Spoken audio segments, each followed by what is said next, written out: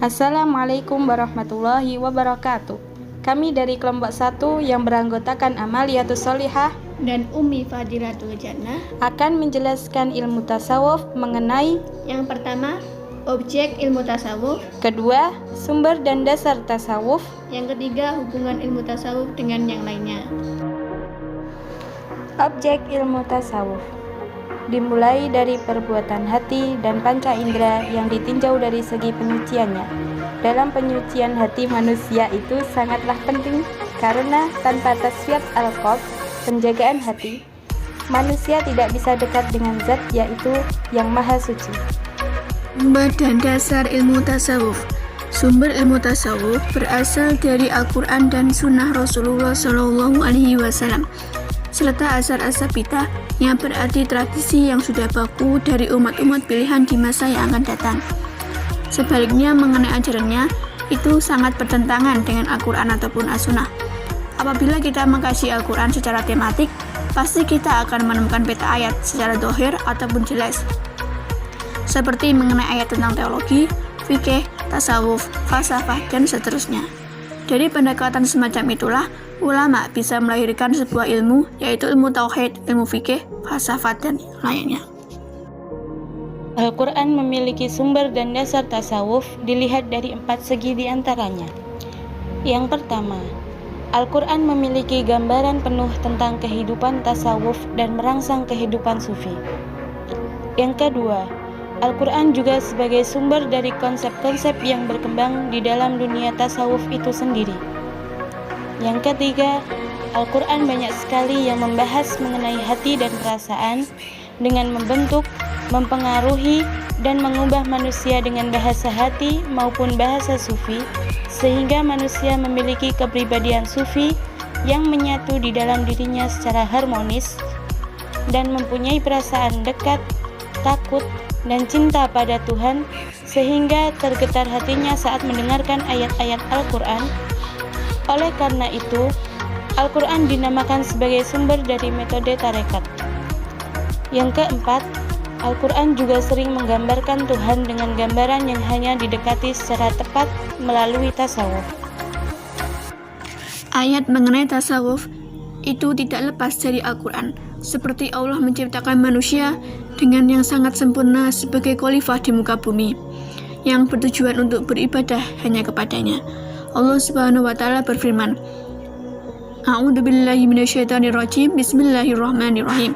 Laqad khalaqnal insana fi ahsani taqwim, yang artinya sungguh kami telah menciptakan manusia dalam bentuk yang sebaik-baiknya. Artin ayat 4. Selanjutnya, surat Al-Baqarah ayat 30 yang berbunyi, Bismillahirrahmanirrahim. Wa idh qala rabbuka lil malaikati inni ja'ilun fil ardi khalifah qalu ataj'alu fiha man yufsidu fiha wa yasfiku ad-dima' wa nahnu nusabbihu bihamdika wa nuqaddisu lak qala inni a'lamu ma la ta'lamun, yang artinya, dan ingatlah ketika Tuhanmu berfirman kepada para malaikat, Aku hendak menjadikan seorang khalifah di bumi. Mereka berkata, apakah engkau hendak menjadikan orang yang merusak dan menumpahkan darah di sana, sedangkan kami bertasbih memujimu dan menyucikan namamu? Dia berfirman, sungguh aku mengetahui apa yang tidak kamu ketahui. Seperti hadis dari Bishr ibnu Al-Haris berikut ini, As-Sufi min sofa lillahi qalbuhu. Orang sufi adalah orang yang telah suci, bersih hatinya, dan hanyalah untuk Allah semata. Hubungan ilmu tasawuf dengan yang lainnya. Yang pertama, hubungan tasawuf dan filsafat. Dari arti tasawuf sendiri adalah sekelompok orang muslim yang sangat memperhatikan, menyadari secara sungguh-sungguh atas seruannya, baik itu di dunia ataupun di akhirat. Selain itu juga, mereka lebih menekankan pada hal yang batin baru yang hal lahiriah. Intinya di sini adalah mereka hidup itu untuk mendekatkan diri hanya kepada Allah, sehingga mereka selalu merasakan bahwa Allah itu selalu hadir bersamanya. Adapun menurut filsafat, manusia itu mampu mengetahui keberadaan Allah sehingga manusia akan mengetahui mana perilaku yang baik ataupun buruk. Tujuan filsafat sendiri itu adalah sebagai sarana pengenalan diri kita dengan Allah, atau kita bisa menyebut sebagai pendeskripsi dan selalu meyakini dengan cara kita menganalisis segala perkara yang terjadi dengan bentuk kebenaran yang teoritis maupun praktis, sehingga manusia mampu memahami dengan baik bagaimana kita hidup bermasyarakat ataupun berkeluarga. Dari sini dapat disimpulkan, hubungan tasawuf dan filsafat ialah sama-sama bertujuan hanya kepada Allah dengan melalui keberadaannya, sehingga mampu membedakan mana yang baik untuk dilakukan dan mana yang harus ditinggalkan. Dari kedua ilmu tersebut, yang membedakan adalah tasawuf cenderung bersikap praktis, sebaliknya dengan filsafat cenderung bersikap teoritis. Maksudnya, berarti filsafat di sini sebagai sarana pembelajaran untuk mencapai wilayah tasawuf tersebut. Hubungan tasawuf dan ilmu kalam. Memadukan ilmu untuk memahami masalah keagamaan, sehingga kita bisa mengerti menerapkan makna yang terkandung di dalamnya dan memberikan penjelasan mengenai istilah yang mengandung kesalahpahaman seperti zuhud, hubbu dunia, cinta dunia, dan yang lainnya. Selain itu, juga bertujuan untuk memberikan jalan agar kita selalu memiliki prinsip, jalan yang lurus dan hanya untuk kepadanya. Ilmu kalam disebut juga dengan ilmu tauhid, yang di dalamnya membicarakan mengenai persoalan kalam Tuhan, serta diiringi dengan dasar argumentasi akli maupun nakli. Materi yang terkandung di dalamnya bersifat tidak sampai menyentuh rohaniah. Maksudnya di sini adalah seperti Allah mempunyai sifat nama-nama yang baik, Asmaul Husna, namun manusia tidak bisa langsung merasakan bagaimana sih Allah menerapkan secara langsung. Contohnya, Sama, Maha mendengar, Basyar, Maha melihat, dan yang lainnya. Namun sebaliknya, ilmu tasawuf menjelaskan, walaupun kita tidak tahu keberadaannya secara langsung, namun mereka bisa menghayati, merasakan dengan melalui jiwa, atau dinamakan Allah selalu bersama kita setiap tempat maupun waktu asal kita selalu ingat kepadanya. Dari kedua ilmu tersebut terdapat fungsi, di antaranya adalah 1.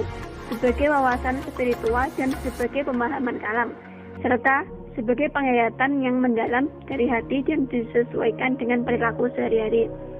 Ilmu tasawuf adalah penyempurna ilmu tauhid dan juga ilmu tasawuf sebagai sisi penerapan rohaniah dari ilmu tauhid itu sendiri. Yang kedua, sebagai pengendali ilmu tasawuf, jika apabila timbul aliran baru, maka itulah sangat bertentangan dengan Al-Quran ataupun As-Sunnah, maka disebut dengan penyimpangan dan harus ditolak menurut mereka. Karena sebagai pengendali tasawuf itu harus memiliki keselarasan di dalamnya. Yang ketiga adalah memberikan kesadaran rohaniah dalam persoalan perdebatan pada kalam, namun harus diimbangi. Apabila tidak diimbangi akan lebih bebas dan lebih berat.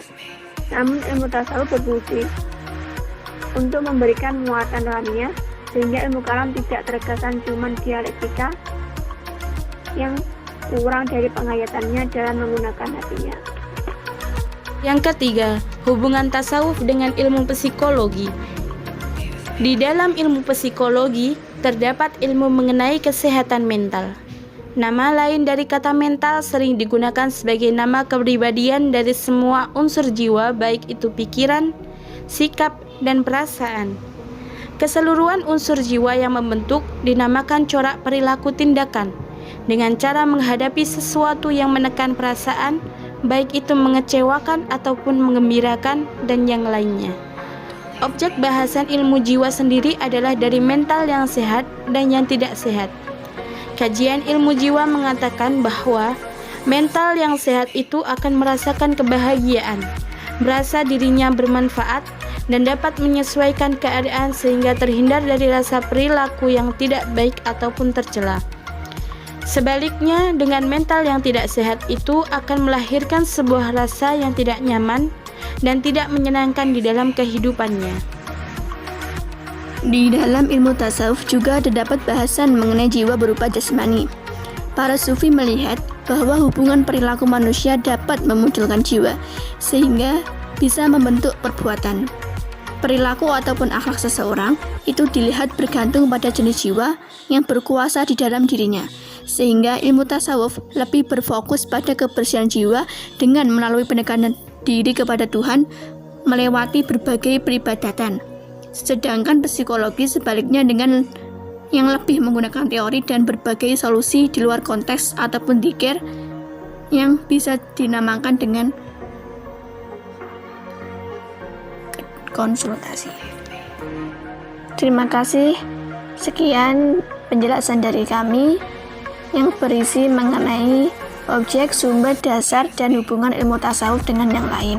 Semoga bisa bermanfaat dan bisa menambah wawasan kita terhadap ilmu tasawuf sendiri. Wassalamualaikum warahmatullahi wabarakatuh.